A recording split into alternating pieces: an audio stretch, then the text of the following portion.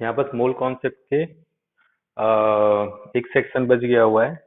ठीक है, जो आपका एनसीईआरटी एनसीईआरटी में दिया है, स्कूल में दिया हुआ है, जिसको हम लोग बोलते हैं लॉ ऑफ केमिकल कम्बिनेशन या स्टियोकेमिस्ट्री लॉ। क्या बोलते हैं? Law of chemical combination.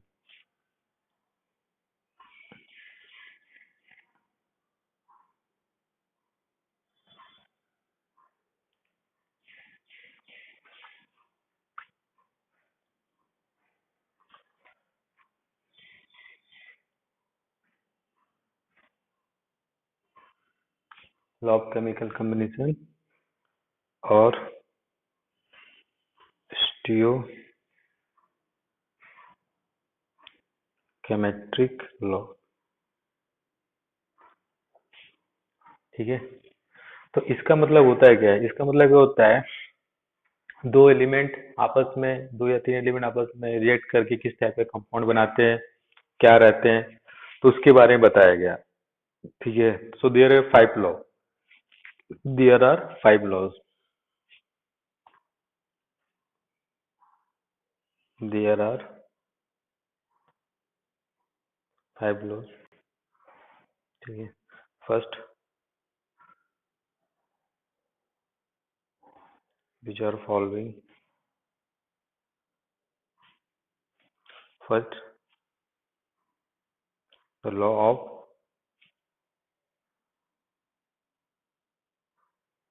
conservation of mass. Law of conservation of mass, this is also called Lavoisier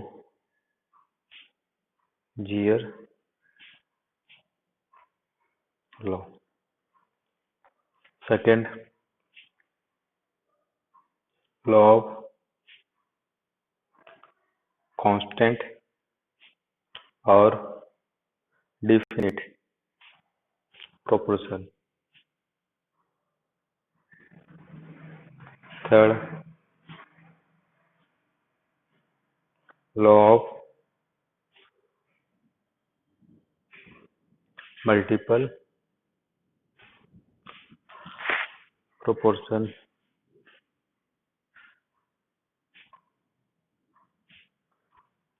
इसको हम लोग बोलते हैं डाल्टन लॉ भी। डाल्टन से बहुत से हैं, उसमें से भी है एक, और एक होता है लॉ ऑफ रेसिप्रोकल और equivalent proportion. Fifth, law of gaseous volume, और इसको गे लुजक लॉ भी बोलते हैं।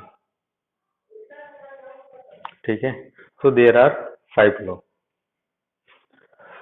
Law of conservation of mass, that is called Lavoisier. Law of constant और different proportion, law of multiple proportion, law of reciprocal और equivalent proportion, law of gaseous या Gay लुजक law.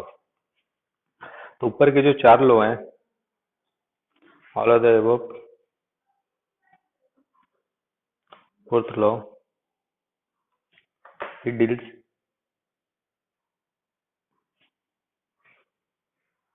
with weight relationship between reactant and product.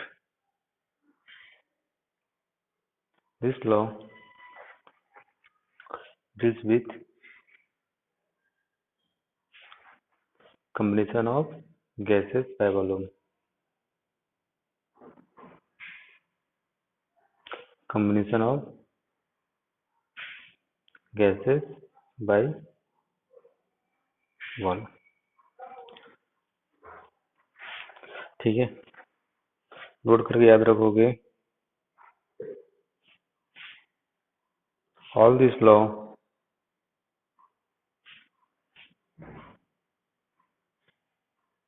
have been proved experimentally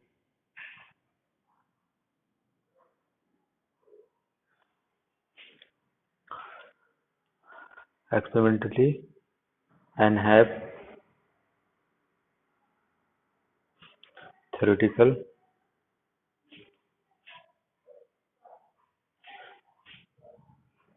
interpretation.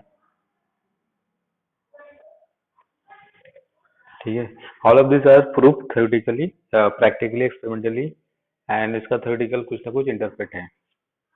तो 5 law है, तो एक एक law के बारे में हम लोग पढ़ते हैं। ठीक है,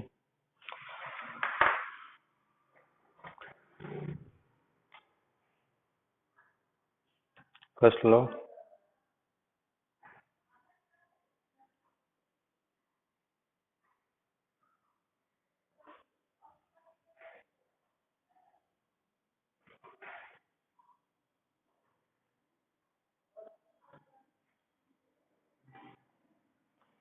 ठीक है। तो यहाँ पर देखो,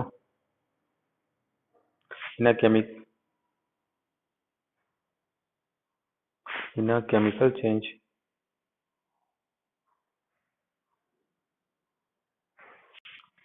the total mass of the reactants is equal to the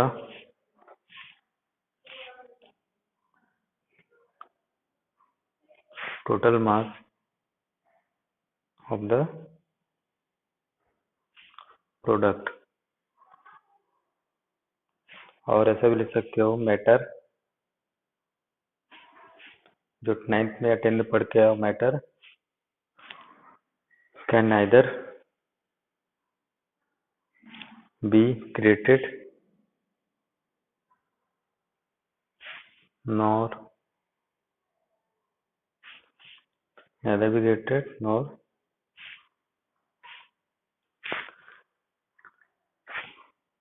destroyed। तो ये तो कंजर्वेशन ऑफ मास। तो यहाँ पर ना ही इसको बना सकते हैं, ना ही इसको ये कर सकते हैं।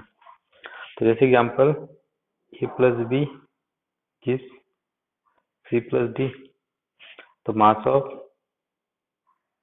ए and B equal to mass of C and D.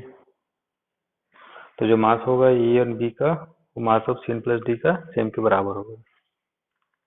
अब इसमें क्या है, थोड़ा सा दिक्कत क्या है, जैसे मान लो कोई लकड़ी को आप जलाते हो, ठीक है, तो लकड़ी का आपको ऐश मिलता है। मान लो कोई यहाँ पर बन के हम लोग की वुड है, वुड को बर्न किया यहाँ पर, तो बर्न करने के बाद आपको यहाँ पर क्या मिल जाएगा, ऐश मिल जाएगा। ठीक है, जब ऐश मिल गया तो आप बोलोगे सर इसमें तो इसका मास अलग है, बट कुछ यहाँ पर आपको CO2 बन के क्या हो गया, या कुछ गैस, कुछ और भी गैस बन के, सम अदर गैस, वो बन के क्या हो गया, आपका निकल गया। तो इसको प्रूव करने के लिए आपको कंटेनर क्या करना पड़ेगा, क्लोज रखना पड़ेगा। सो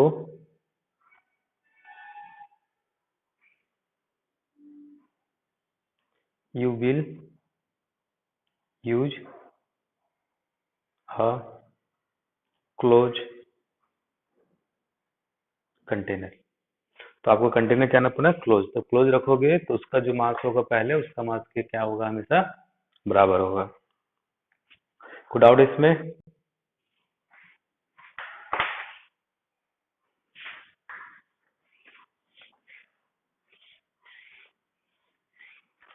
बट इसमें एक एक्सेप्शनल क्या है,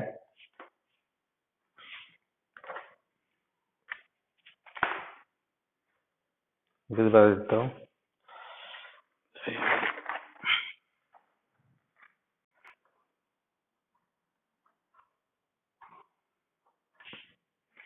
इसमें एक एक्सेप्शन क्या है, in modern theory of radiation, in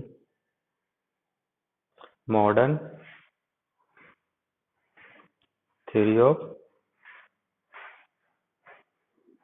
radiation, ठीक है।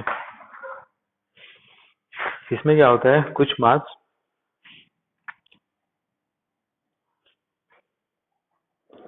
सम मास, यार गिव नहीं चल रहा,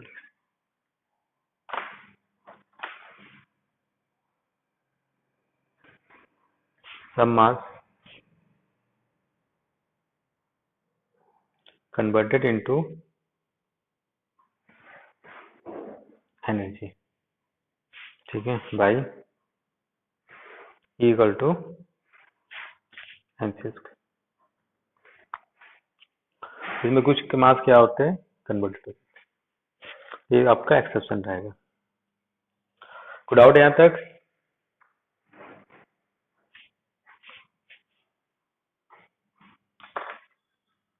नेक्स्ट लॉ आते हैं,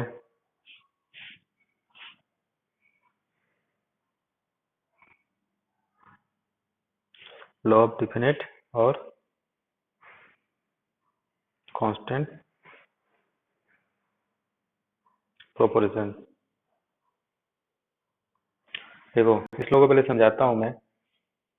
तो यहाँ पर जैसे मान लो मैं वाटर लेता हूँ, ठीक है, एग्जाम्पल में पहले इसको लिख देता हूँ,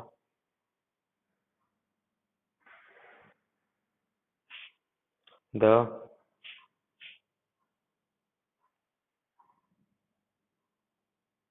same compound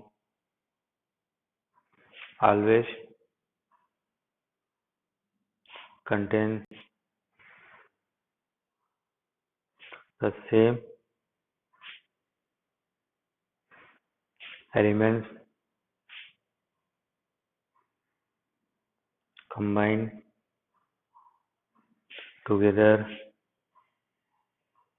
in the same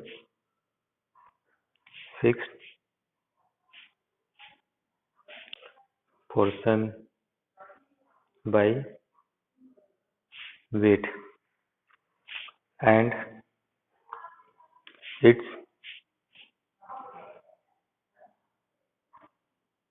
composition is independent of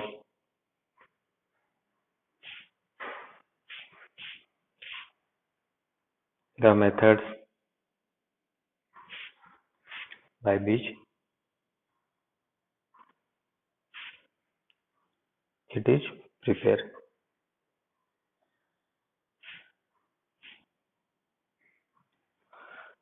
तो ये होता है, ठीक है। तो इसको जैसे एग्जांपल लेता हूं मैं,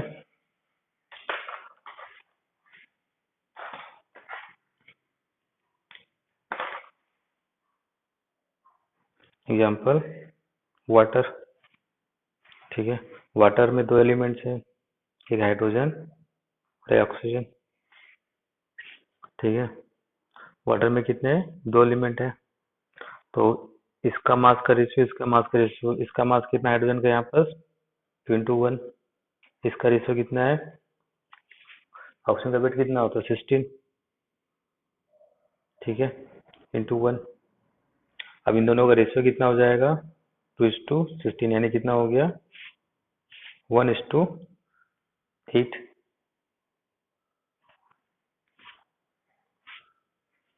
ठीक है। तो ये हो गया आपका रेशियो।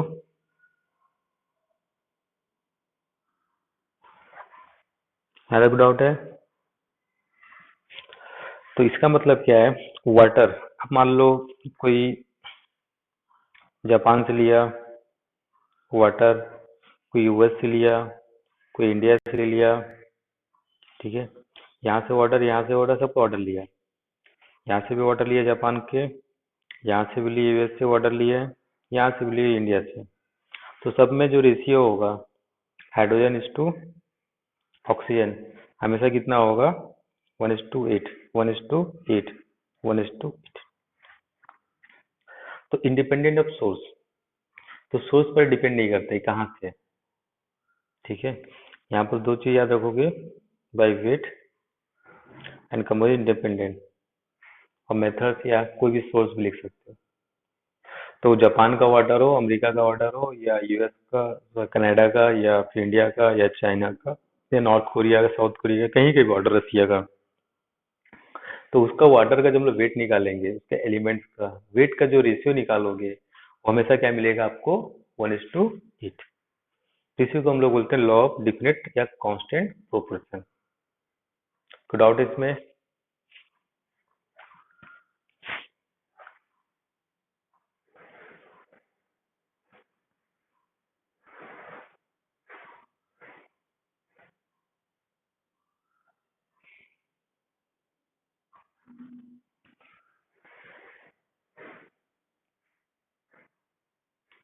हाँ बोलो।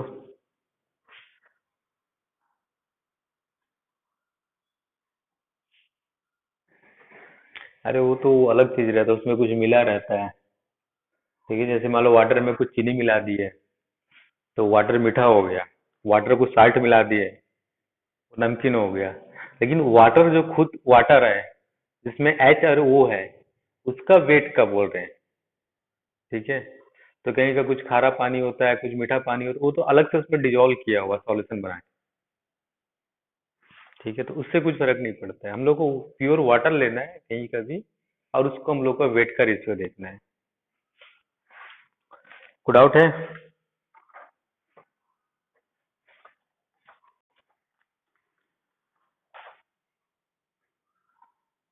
अब देखो इसमें, but it is not always true. ठीक है।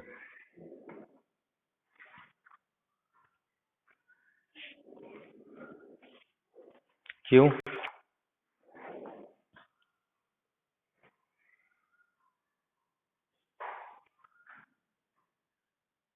Isotope.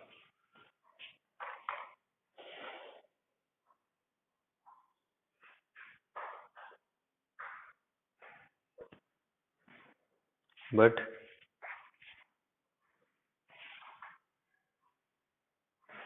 It is not always. अब देखो, जैसे मान लो आइसोटोप, ठीक है।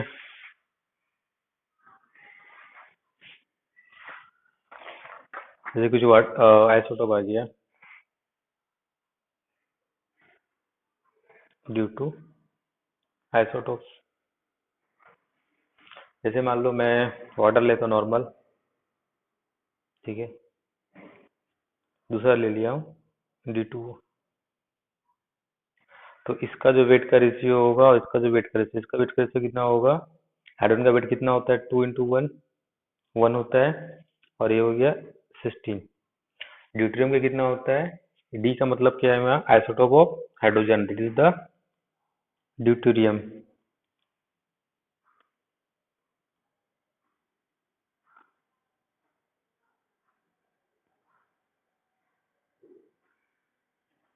ठीक है, तो इसका वेट कितना होता है?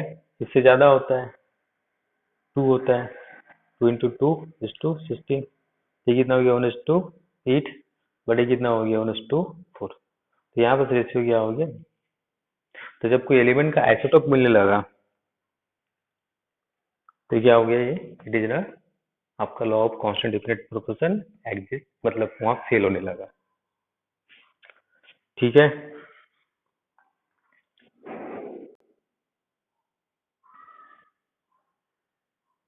कोई डाउट है?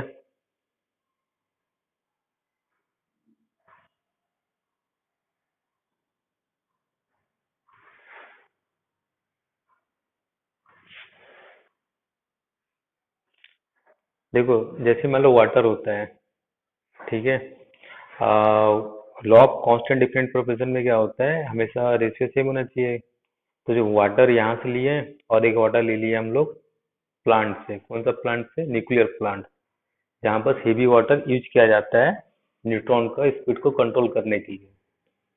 तो उसको हेवी वाटर ही बोलते हैं। इसको हम लोग क्या बोलते हैं? This also called heavy water.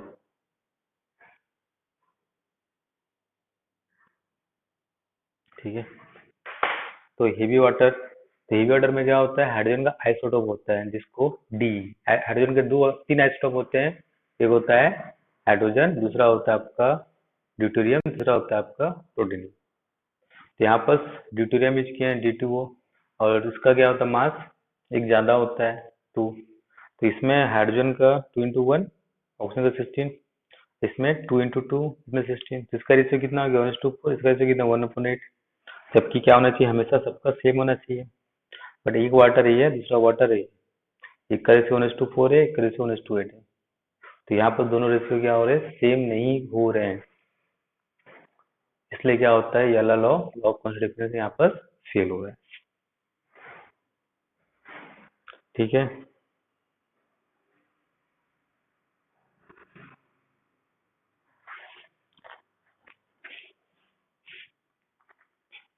और भी जैसे एग्जांपल ले सकते हो, जैसे मान लो आइसोमर्स, आइसोमर्स के बारे में सुने हो।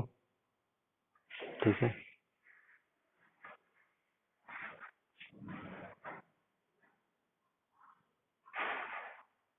आइसोमर्स क्या होते हैं, जिसके केमिकल कंपोजिशन सेम होते हैं,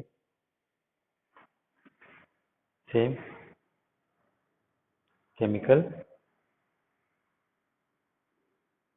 composition but different chemical properties.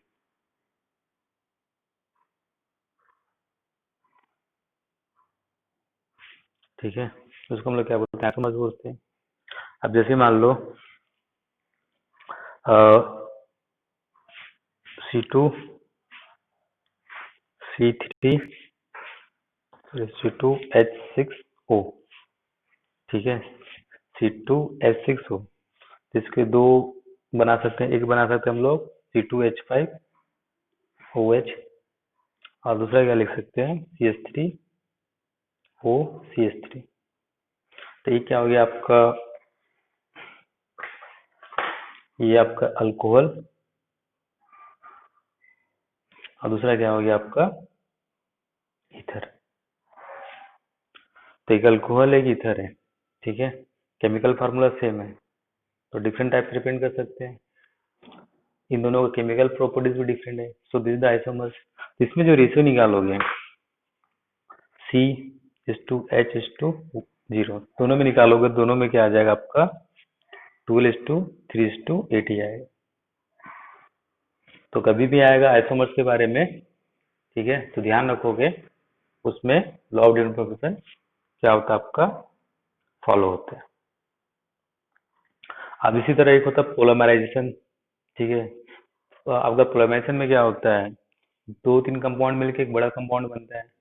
तो उसमें भी जो रेशियो निकालोगे कोई भी कंपाउंड में, उसमें भी रेशियो क्या आएगा आपका, हमेशा सेम आता है। ठीक है। तो इतना ही अभी रखते हैं। कोई डाउट यहाँ तक?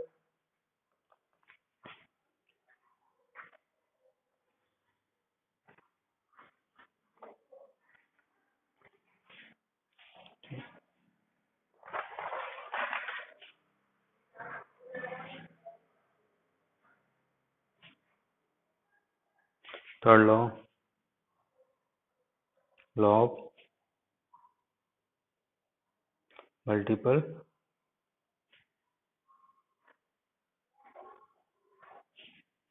ठीक है इन two elements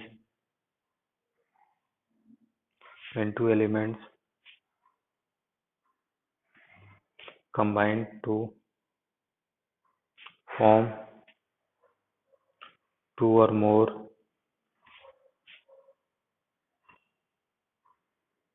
compounds. The different weights of one of the elements which combine with a fixed weight of the other elements. We are a simple ratio of whole number to one another.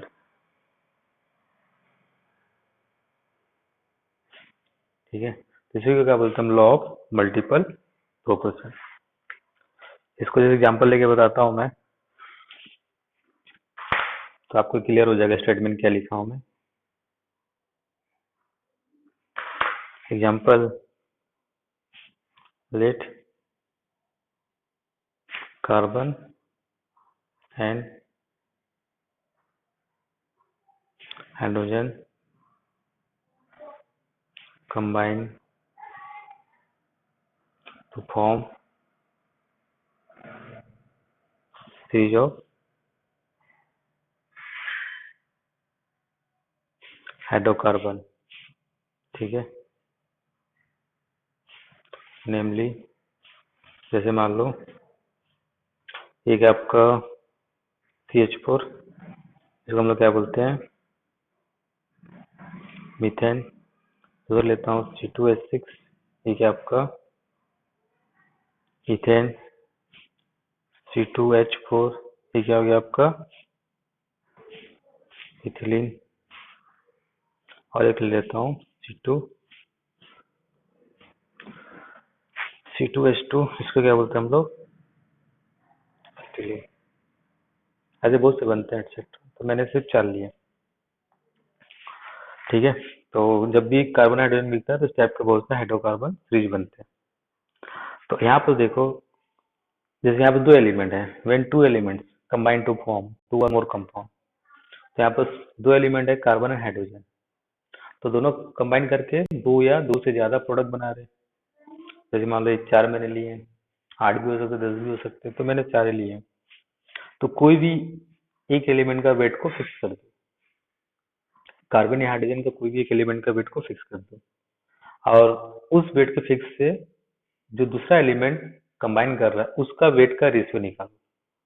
वो जो ratio होना चाहिए कि आपका simple whole number में, simple whole number ratio होना चाहिए, fraction नहीं होना चाहिए। तो इसी को हम लोग क्या बोलते हैं, लॉ ऑफ मल्टीपल प्रोपोर्शन। ठीक है, यहाँ तक कोई डाउट है? तो जैसे यहाँ पर कंपाउंड जो ले लिया मैंने यहाँ पर,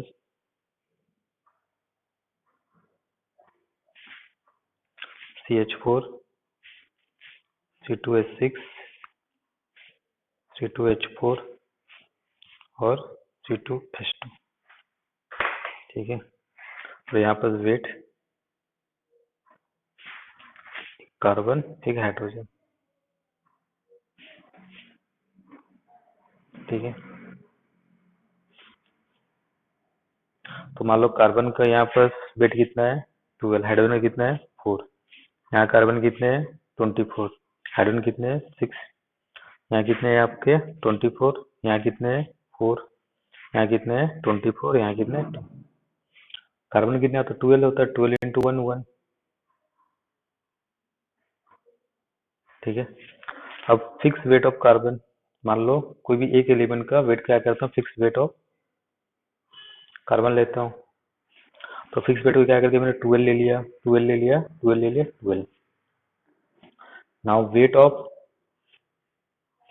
hydrogen combined with the fixed weight of carbon, combined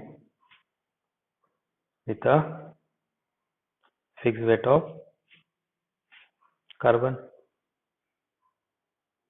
तो यहाँ कितना हो गया आपका 4, यहाँ कितना हो जाएगा 3, यहाँ कितना हो जाएगा 2, यहाँ कितना हो जाएगा। Now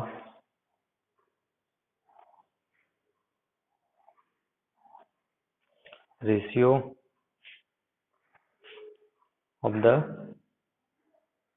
weights of hydrogen. तो रेशियो कितना हो जाएगा 4:3:2 2:1. दिस इज अ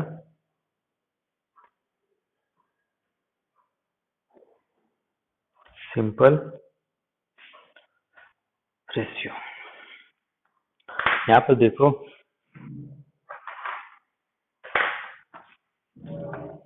यहाँ पर इसमें कार्बन कितना है 4 है, इसमें कितने हैं, सॉरी हाइड्रोजन 4 है, कार्बन कितने 12, इसमें 24 6. तो मैंने एक फिक्स बेट ले लिया. फिक्स बेट क्या ले लिया मैंने, 12 ले लिया.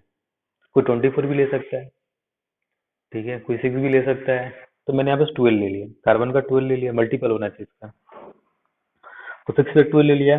तो 12 से हाइड्रोजन कितना कंबाइन कर रहा है, 4, तो 4 है. यहाँ पे 24 से 6 कंबाइन कर रहा है, तो 12 से कितना कंबाइन करेगा, 12 से कंबाइन करना है 3 करेगा. 24 से 4 कंबाइन कर रहा है, तो 12 से कितना कंबाइन करेगा 2. 24 से 2 कंबाइन कर रहा है, तो 12 से कितना कंबाइन करेगा उसका आधा, तो 1 2. तो ये हो गया आपका फिक्स बेट हो गया. कोई एक एलिमेंट का वेट को क्या करना है, आपको फिक्स करना है, और दूसरा एलिमेंट जो कंबाइन करेगा उसका वेट निकालना है उस फिक्स वेट के साथ, और उसका रेशियो को चेक करना है. उसका रेशियो क्या होना चाहिए आपका, वही. So this is called law of multiple proportion. कोई डाउट है इसमें?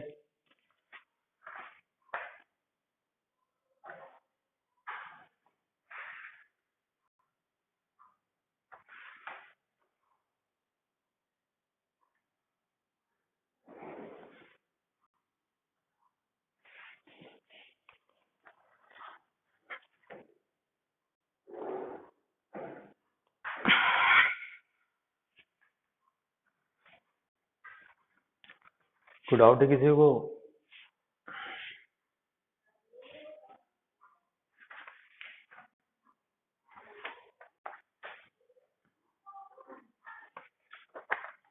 कोई भी एक एलिमेंट का वेट को आपको फिक्स कर लेना है, ठीक है. कोई भी एक एलिमेंट का वेट को फिक्स कर लो. तो मैंने यहाँ पर कार्बन का वेट को फिक्स कर लिया है. तो 24 ले लिया, तो 12 ले लिया, तो 6 भी ले सकते हो, कोई दिक्कत नहीं है. अब वहां से आपको निकालना है उस फिक्स वेट के साथ दूसरा जो एलिमेंट का वेट का क्या क्या है, और उसका रेशियो निकालना है. तो उसका रेशियो कितना है यहाँ पर 4:3:2. ये सब पे एप्लीकेबल होता है, ठीक है.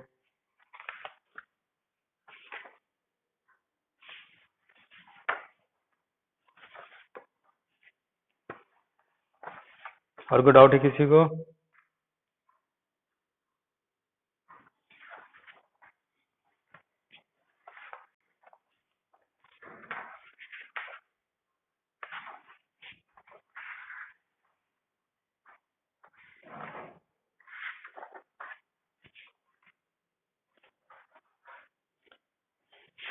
यहाँ पर इसका भी लिमिटेशन है, ठीक है. ये समझ में आया ना सबको?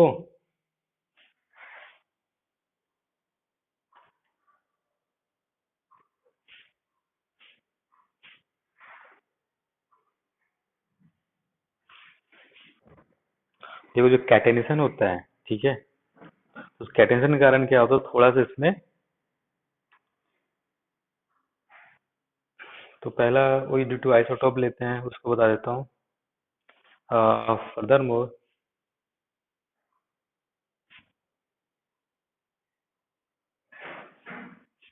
slight variation in the results will be observed if the isotopic constitution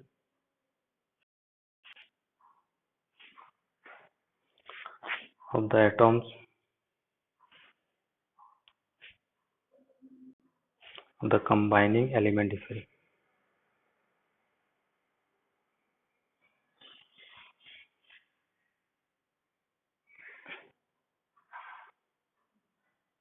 second लिख सकते हो, is a result of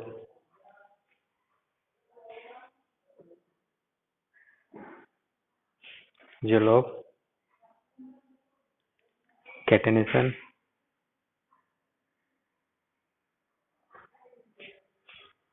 carbon can form a wide range of compound through single, double and triple bond. पढ़े हो 10th में, ठीक है। Boron and silicon also display this property,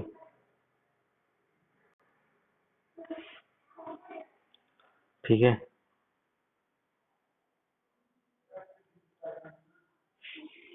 to a lesser extent,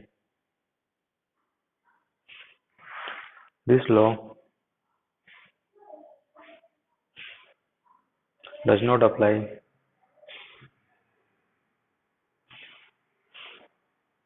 to a such compound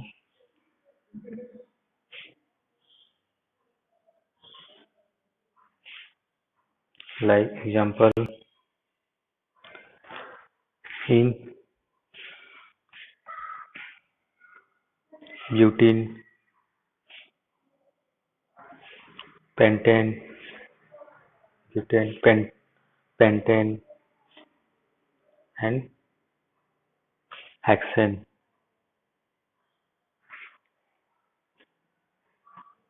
because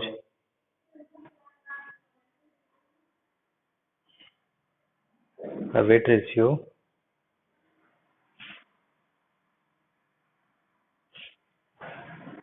is not a simple whole ratio, ठीक है।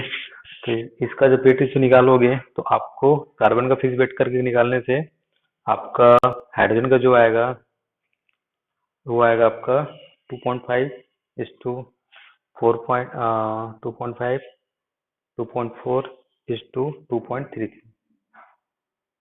ठीक है। तो कैट ये क्यों हो रहा है? Due to catenation property of carbon. तो ऐसे करके इसका क्या है आपका लिमिटेशन। तो इस लिमिट को फिर दूर करने के लिए एक नया लॉ है जिसको हम लोग क्या बोलते हैं, लॉ ऑफ रेसिप्रोकल। यहाँ तक कोई डाउट है? देखो एक्सेप्शन में क्या करना है, जो लिमिटेशन इसका एक होता है आपका ड्यू टू आइसोटोप के कारण, एंड सेकंड क्या होगा, due to catenation property of carbon, जैसे हाइड्रोकार्बन में होता है जिसमें single bond, double bond, triple bond. जैसे एग्जांपल यहाँ पर लिखा है मैंने, ठीक है। यहाँ पर भी डबल ट्रिपल बॉन्ड है, बट यहाँ पर जब निकाला गया तो यहाँ पर वैलिड नहीं हो रहा है। तो ये नहीं कि यहाँ पर वैलिड हो गया तो वहाँ पर वैलिड होगा, ठीक है। कोई डाउट है?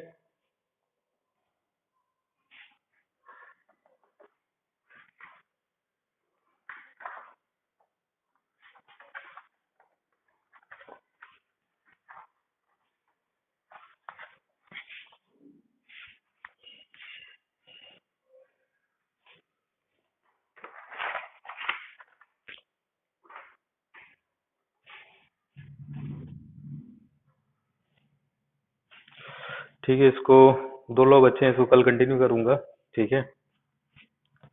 और